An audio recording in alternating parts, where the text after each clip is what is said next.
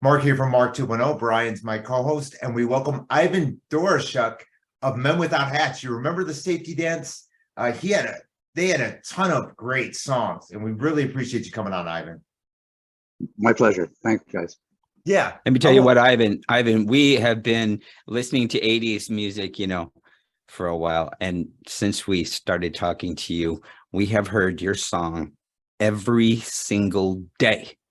Every single day you really tune have. into an 80s station, and we have just been just poking at each other. Listen, it's on again. So let me just say what a great song it is. And congratulations on the success of that song. And I really appreciate you being here today. Thank you. And we want to talk about all of your music, of course, but I want to start out with the safety dance. What was the idea for the music video for that? It was like a renaissance. It was unreal. And another thing about that video is, I don't know if you're aware of this, on YouTube, there's a lot of other channels, not yours, that have it posted. Is that a copyright issue? And they're getting like 50 million views. Yeah, I don't know who's in charge of that. It's Okay. It's pretty crazy. But yeah, the idea for the video was kind of a joint idea between myself and Tim Pope, the guy who produced it. And this was back in the days, way before internet. And we actually wrote each other. He was in London, I was in Montreal, and we wrote each other letters about what we thought the video should be about. And our letters crossed the pond at the same time. We both got each other's letter at the same time. And it was the same story. We both had come up with this kind of Peter Pan Renaissance fair kind of idea, because I think everybody was expecting, spiked hair and a zippered outfit and pointy shoes and Mr. New Wave, and that's one of the things I think that made it even more enduring. It's a timeless video. It's a lot of videos you can sort of from the 80s, you can tell they're from the 80s by the way people are dressed, by the, just what's going on. But this one's like, it's like watching a Western. You don't know when it's from. It's timeless. So it kind of fit in. It was really good. It reminds me of high school, because that's when it happened for me. I graduated in 1986. So I saw a lot of, this weird fashionable stuff that was really great. And I got into it, and everybody got into it. And it was like all rules, all bets were off. Things were just coming out of the closet, new and old. And people were just doing a lot of cool stuff with fashion back then. I was more like one of those, heavy rocker guys, but, there were so many, different, there was the kind of the long hair rocker guys. And then there were kind of the mods. And then there were the people that were just dressed a little nicer, overall. So it just really reminds me of that time. And it's really fun to, but again, I must have listened to that song a countless number of times over the years. And I really enjoy your other music too, which we will get to. But why did you choose the name, may I ask, Men Without Hats? Well, legend goes that we're from Montreal, very cold climate, and real men don't wear toques in the winter. I like that. So do I. I like that. That's where we're from. That is awesome. So when did the band first form? Late 70s. It was those, exciting times. Like you said, there was like a lot was happening in fashion, a lot was happening in music, video. There was a lot of new technology was coming out. Video was happening. Music, in music, a lot of technology was changing too. There was a lot of processes in music that were changing. So it was, like I say, it was exciting times, and it was fun to be creative. It was a good time to be creative. It was new. Even David Bowie and the legendary guys, they were getting really creative, and it was really fun. It was like all I remember is huge arcades and videos, from your videos to David Bowie to like Van Halen, and everybody trying all these new things. It was very, very fun. And that's what made your video cool. It was so modern and new. Mm-hmm. Yeah, we had a great time doing it too. It was all shot. Most of it was shot in the pouring rain, which a lot of people don't know. And I also flew there and back on Concorde, which made it pretty exciting. Concorde, wow. So, Wow. Wow. I'd like to hear a little about that. Tell me a little bit about the other band members, though. well, at our heyday, the band was myself, my two brothers. So it was three brothers Mhm. and Alan McCarthy, who was the other keyboard player. So Alan McCarthy passed away in 1995, I think, due to Mm. complications due to AIDS. But that was kind of our Mark II version of the band. That was our sort of most successful version. So it was like I say, three brothers and a gay guy. Mm. No, it worked. So you had a couple of videos out though before the safety dance, no? We had a couple, but they didn't go very far. The safety dance was pretty much the first big video that we did. We did a video for a song called "I Got the Message" before that, but looking back at it now, it's actually out on YouTube now, but it's kind of glaring in its politically incorrectness. With Mhm. Okay. me walking around with two women on their hands and knees as dogs on leashes. Oh Mm. yeah, I've seen it. I know what you're talking about. I'm lucky that one of the women was the wife of the boss of the record company, the guy who owned the record company. And when she saw the video, she said, "No, that's not gotten out." Perfect. So the video was kept in the The vault. boss's wife. Oh my Wow. goodness. Gee. That is a good story. I Yeah. appreciate that one, Ivan. So that one sat Yeah. in the vault until last year. I think last year it was released, this year, maybe for the first time. Oh wow. Okay. Fascinating. Oh my goodness. Hidden for 40 years. Oh yeah. What about the two songs that I want to hear about because they're really catchy and I really enjoy them? Is Antarctica and Living in China. Living in China was taken off the U.S. right? It wasn't released in the U.S. was it? No, the U.S. record company thought that it was too controversial. It was too politically controversial for the American public. Mm. That And what year was this? This was in '83. Wow. Wow. Yeah. So it's been censorship has been going on for a while. It's not a new thing. It's been around. But like I said, yeah, that's it. So Living in China was taken off the record and was replaced with Antarctica, which wasn't on our original. That was taken from okay. our first EP that we had done. We did an EP called Folk of the 80s with 4 songs, which Antarctica was one of them. I'm not entirely familiar with those. Excuse me. What is Antarctica about? I mean, besides Antarctica, I mean, what inspired that song? Oh, it's kind of like the cold wave of the new wave. It was kind of the ice age is here right in your town. And at the beginning of the new wave movement, that was kind of there was a kind of I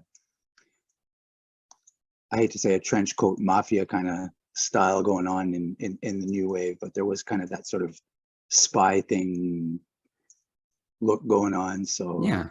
that the Antarctica kind of was all about that too, about science fiction, about nice. about dystopias that some people think we're living through right now. So Indeed. Yeah. Indeed, those did seem to come true in some ways. What about Living in China? Can you be more specific about what it was about, or at least, I mean, you don't have to tell me, anything too controversial. Well, it was the same thing. I mean, the funny thing about the songs I wrote back then is that, like, even with Pop Goes the World and all these songs, I mean, the same stuff is going on today. I mean, this was about China, trying to embrace, coming out of, I don't know, X amount of years of communism, of like hard communism, and trying to embrace some forms of capitalism back then. It was the early '80s. They were sort of, Nixon had opened up, had Nixon and Coca-Cola had opened up China to the west a bit. So they were struggling with that, and that's what they're still going through their struggles. I mean, I watching TV last night, they're still at it. Gosh, So there is so much coming out of there. I can't take my eyes off of it. It's sad and riveting. Pop Goes the World was the same thing. Pop Goes the World wrote that song in the '80s, and it was the basic concept was that if we don't start treating Mother Earth a little better, she's going to blow up. And we had songs like, Hey Men, which was songs about about women's rights. I mean, and these are like 40 years ago. And so these problems are still going on today. And that's why I think maybe one of the reasons why a song like Safety Dance is still around too and still popular is because people, they still respond. They still need to be told that they can dance if they want to. And today, maybe putting a bit of the onus on the if you want to part, because coercion is not a good thing either. Oh yeah, I It get is exactly well what you're thought saying. out as a fully positive, all the way to beginning to end sort of piece of art. Mm. I do like that about the song, and I didn't really even notice that particular thing about it until you're just sitting here talking to me, and I can see how important that is to you. So where were you born? Were you born there in Montreal then? No, I was born in Urbana, Illinois, Oh, University of Illinois, yeah. on the campus of Champaign, Illinois. The campus. So my dad was getting his PhD. He got his master's and his PhD at the University of Illinois. And so, and as soon as my brothers and I we were all born there. And when he finished his PhD, he got a job at the University of Montreal, which is why we moved to Montreal. Mm. Wow. What was your mom like? My mom was a music teacher. She was the voice professor at McGill University. There we go. Yeah. So we had my dad was a phys ed teacher, so we had sports and music There pretty you go. much consistently throughout my childhood. And what happened when you said, folks, I'm going into this thing full time? How old were you when you said, I'm going to go into this music thing off full throttle? In my early 20s, and I was very lucky because my parents were behind me 100%. They were both. My dad was an amateur musician when he was younger, and his father was an amateur musician also. And so music was kind of in the blood. It was kind of the family trade, almost. And so they were behind me 100%. They didn't. I actually told them once we played at one like when punk rock started happening in the late 70s. The punk bands and the new wave bands used to play on the same stages because there weren't too many places they could play. So we kind of teamed up. It was like going to the record store and having their one bin in the back corner with punk new wave all together in the same bin. And so the stages were like that too. So we'd go to play at these, and some of these clubs, like kids would be getting carried away. It was kind of like, it was brand new and everybody was excited. And so slam dancing was new and the mosh pit was just being discovered. And so I told my parents, I said, you better not come to this show because these guys are nuts. Like people don't act the same way at shows now that they used to, Slam dancing. I have not heard that term. No, yeah. And quite a few. So I told my parents they better not show up because things might get rowdy, things might get out of hand. And so they said, yeah, okay. And so I just remember being on stage and going through our set, and about halfway through the set, I looked at the back of the room at the fire exit and I see two little heads sticking in through the door, and it's my parents who had snuck in, and but they didn't want to come in. They didn't want us to see that they were there, so they were just poking their heads at the back of the room, And that was like our first shows, So they've been there right since the beginning, and my dad's still around. He's still supportive too, so it's great. Oh, that's excellent. Common theme here with successful people. We had great parents driving them. Yeah. Really? It definitely is part of the equation. Yeah. Sorry, Mike. No, I was going to say, have you lived in Canada your whole life? Yeah, most of it.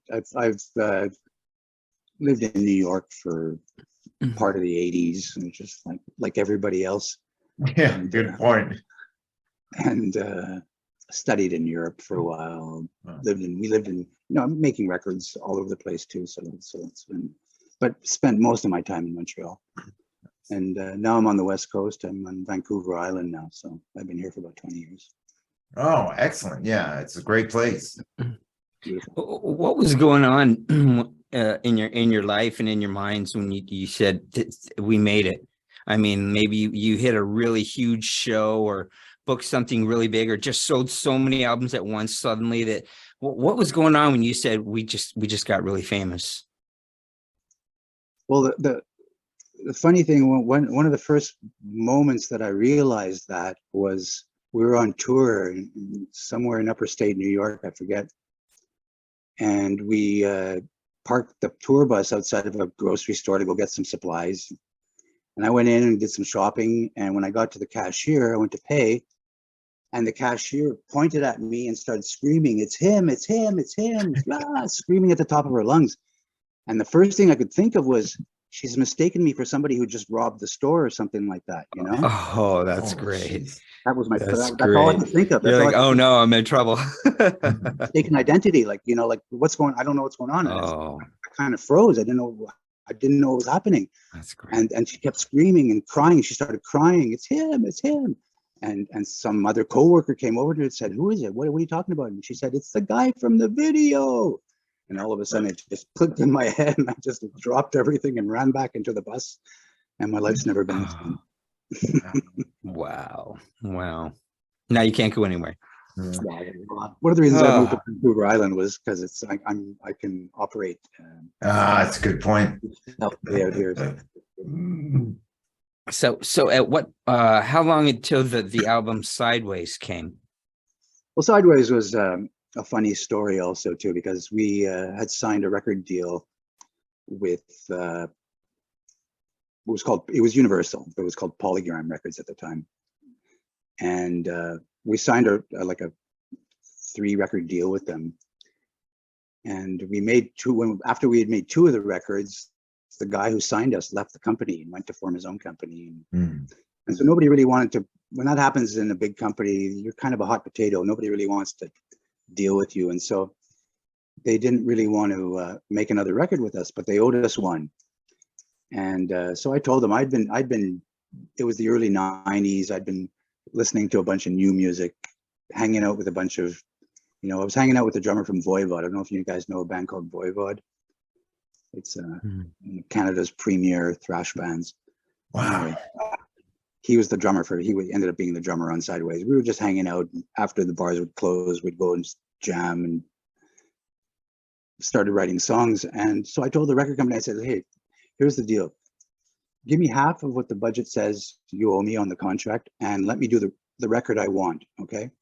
And so record companies being, anytime they can save money, they'll say yes. They said yes. And so they said, "Just go make the record you want." Nice. And when we had guys from the Kentucky Headhunters playing on it, and drummer from Mountain, we kind of just did whatever we wanted to, but there was no keyboards on the record. And so the record company just didn't really understand it. And so the Men Without Hats records with no keyboards for them wasn't a Men Without Hats records. So that was the end of our sort of relationship with big labels. And we've been putting out records on our own ever since then. I think a lot of people are in the same kind of situation too. And it's sort of, it works for us. It works a lot better for us. You kind of, you're at the mercy of big companies when you're signed to a big company. Too bad. I like that Good sound, point. that heavier sound, really. That's really what I like, and I like that. What's the video that we were watching, Mark? Sideways. No, the video though. Oh no, that was a different one. Yeah. Oh, okay.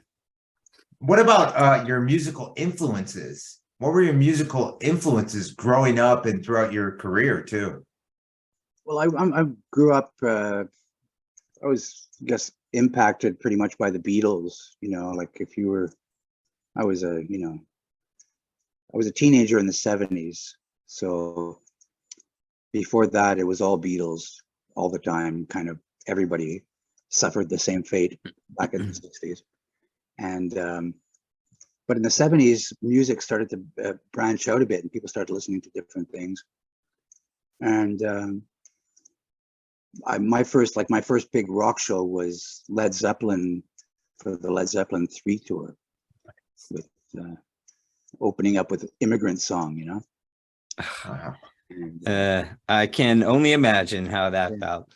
No. So I I've seen got to see the Honey Drippers.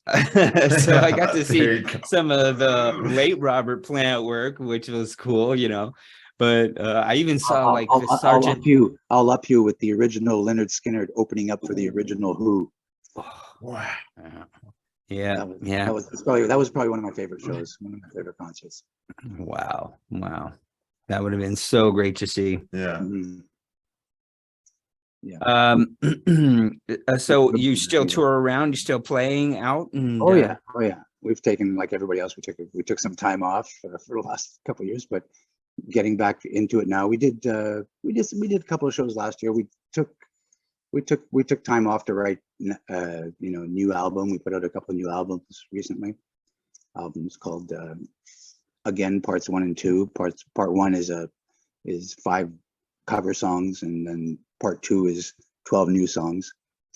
And so but we're going out, we're starting up again in January. We've got shows booked up here in Canada. We're starting up in Canada, and then back down to the States. We're putting together another Retro Futura tour for the summer. Oh, great. And we've Yeah. been doing those for like, we've been on the road for, I guess, I put the band together about 12 years ago, I guess now, 10, 12 years ago. Part 2 is a great album, by the way. I really enjoyed it. And it's talking about some relevant stuff too. End of the world, Yeah. There you go again. There's some of those songs were written 40 years ago. Like there's a song on there called Heaven. And it's the lyrics could have been written yesterday, that's the type of thing. That's what I've been saying before too. Like a lot of the problems we had back 40 years ago are the same problems kids are having now. So it's not surprising that people are listening to a lot of 80s music. That's a good point. Yeah. I was just seeing people had like Motley Crue and Def Leppard shirts on. I was like, I'm seeing that a lot. Like you All the said, they're listening time. to Yeah. the 80s. Yeah, all the time. It is weird. Yeah.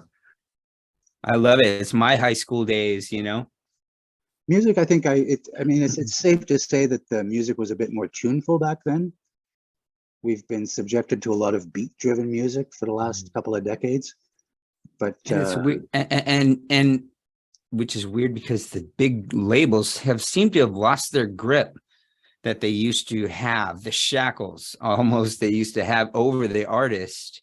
In fact, I mean, these new albums that you do you still let these big companies do the work, or are these mostly produced by yourselves? No, we produce them ourselves. We've been producing them for ourselves. Could you tell our viewers why would you want to do all the work and spend all the money? Why? Well, the returns are better. It's like, especially in this day and age where the marketing is a lot easier to do now. It's a lot easier to understand. Back in the 80s, there was record stores, and that was it. And now the ways of getting your music out there are just like, there's a new one every day. It's like you have to play catch up a bit, but it's good. I mean, the industry has come full circle as far as that's gone, as far as I'm concerned, because like when the Beatles started, the Beatles albums didn't even exist back then. Beatles put out singles, and when they had 12 singles out, it was usually December. They'd wrap them all up into an album, put out an album, and then start writing singles again and do the same thing the next year. So the first thing, like 3, 4, until Sgt. Pepper, those first Beatles records were just a collection of all the singles they'd put out during that year. And that's kind of, like I say, full circle. I think the industry has come back around to that, where bands don't have to put out full albums all the time. They can put out a single, they can put out a couple of remixes, they've got an EP, they can test the waters, they can put out the song. If it doesn't work, they can go back and redo it. I mean, they can do whatever they want now. They're much more in control of their own destiny. And that's back in the days, it was the fat guy with the big cigar who controlled the music industry, and now it's more the musician who controls it now, I think. So yeah, it seems much better, that's for sure. Yeah, you can sort of, there's so many different genres of music now too, so it just works. It works for a lot more people. Now with Again Part Two, is there what is your main goal? To get it out to your fans, or to get, on the charts? What is your goals with it? Everything, like we're sort of, it's the goal is always the same. The goal is always to write the next hit single, and but to reach our fans. The reason we made the record was our fans were bugging us to make another record.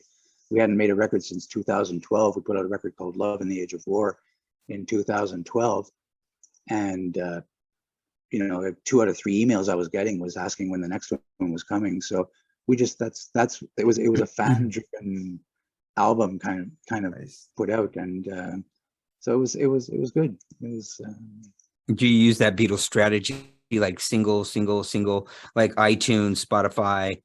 that's the way it's going now. So Where do you get the most return from? What's working well?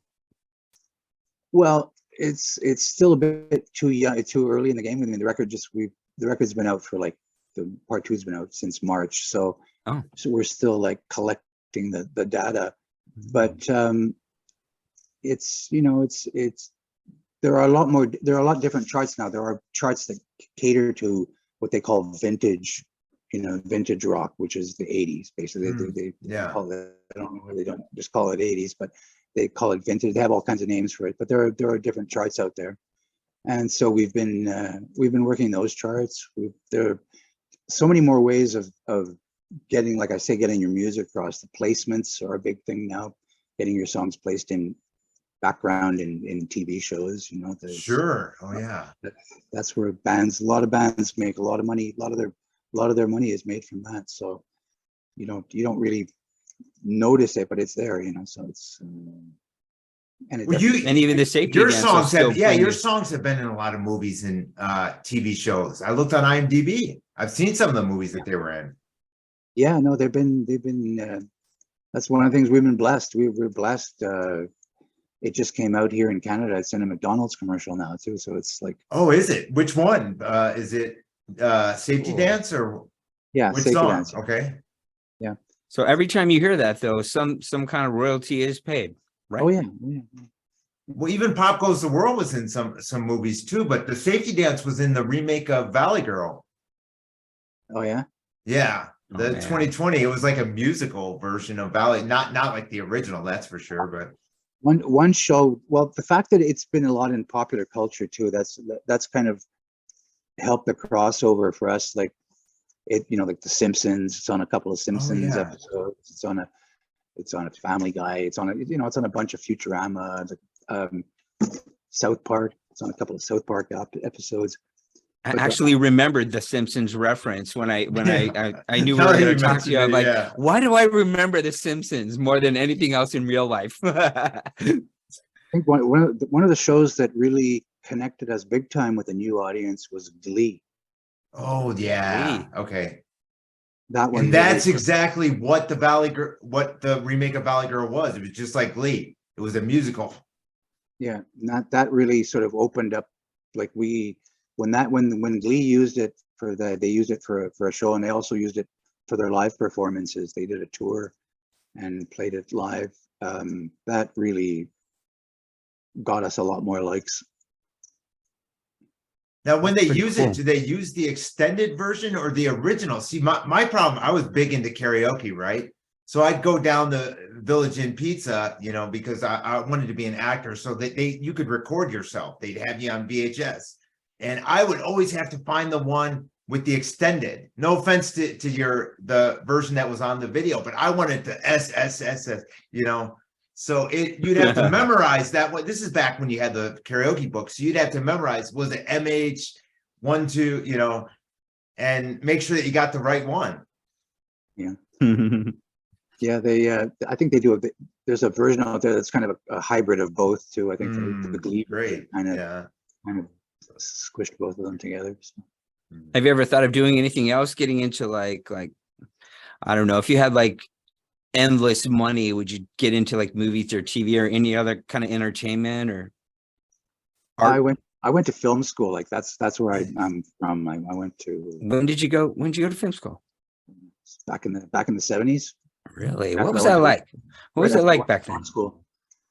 Film school was fine. Film school was they taught you about day one. They taught you about the media being a pyramid structure where the people at the top are very connected to power.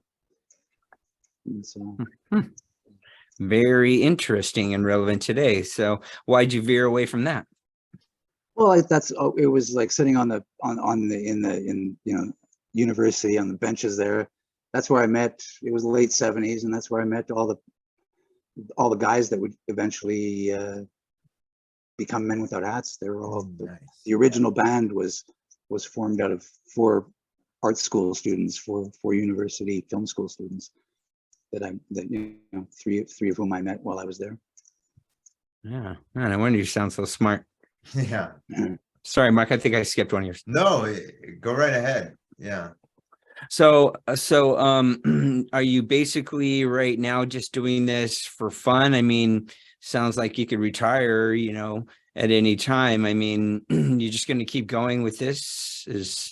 Yeah, I love touring. I love being on stage. So it's been, like I say, I'm blessed. I love going out there and performing. And it's the smiles on people's faces that are the fuel. So as long as So you're one of happening, those. It seems to be one or the other. Either people really enjoy the process of the songwriting, or they really get off in the crowd themselves. And I think you're one of those guys. Yeah, I love being on stage. I love performing, and it's great now because I can perform to, when we play it, I'm performing to my original fans, but also to their children a lot of times, and even sometimes their grandchildren. So it's been a cross-generational blessing for me. How much of this new music that you do is available like online or streaming or anywhere like that? I think it's all there. I think it's all. So you don't hold back on anything. You just want to share. Management. We went through a management change just a while ago, so there might have been a bit of a glitch, but I think it's all the stuff's pretty much there. Yeah, I think I've listened to it on Amazon Music or. Yeah, and safetydance.com, our website will sort of direct you everywhere too. It's Oh yeah, and we'll put that in the show description too. And one thing that you touched okay, upon, so go right ahead. I was going to safetydance.com. What can you find there? Sorry, everything. Everything. That's kind of like the hub. There's you know, the tour schedules are there. There's merch. Oh, okay. All right. So everybody, safetydance.com. Okay. Sorry, Mark, to cut you off. Go ahead. No, that's fine. We got vinyl on sale next week coming. So yeah.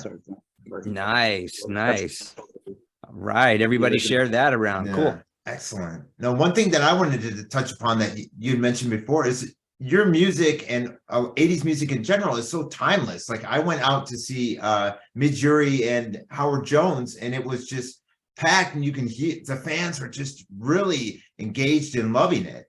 Oh yeah, no, we've toured with Howard quite a few times. Oh wow. And yeah, we're playing to that demographic now where people are of the age where they're either just, you know, they're either retiring or just about to retire, but the kids are away, the kids are out of the house. Oh, yeah. And so these people have they have time on their hands, they have some extra money, and they have memories that they want to reprocess. Yeah. And so that's these retro future tours we've been doing. They've been great. The people have been just awesome. It's everywhere we go. With Howard, we've been out with Heaven 17. We've been out with Flock of Seagulls. Like all these bands are out now, and everybody's doing it. I mean, I don't think anybody is doing it to pay the rent. Everybody is doing it because they love it, and it's a blast, you know. As much I would love to go see Flock of Seagulls and Men Without Hats on a ticket one night. Oh, that would be sick. That would be so much fun. How big are these venues usually? How small do they get? How big do they get lately? We're playing mid-size like arenas and convention centers and stuff like that, you know. So it's I don't know the exact numbers, but they're, you know, the last tour we were on was like small arenas. We were playing small arenas every night. So those are the best. They really are. Yeah, no, and they're numerous, you know, so you can hop around and just have a ball. Yeah, no, it's been fun. Like as much as the music was harsh back then, it was very competitive. When you're a young band out there, it's like being on a sports team. It's like being on a hockey team where, there's only one number one. There's only so many spots in the top 10. And so you're a bunch of groups battling out for position, just like sports teams are, traveling from city to city, trying to get on, trying to get the more of the fans on your side.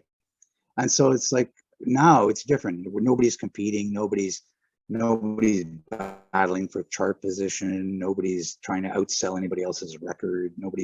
Everybody's kind of at the same place now. If anybody's on these tours, it's because the fans are still listening to their music and willing to come and see them. So it's everybody's kind of in the same boat, and it's great. It's awesome. Well, you've experienced so many levels of success. Tell me, what was it like in the other countries when you went down there? What really, I don't know, what was your exciting experience in other countries and with your other fans? Like in the Asian countries?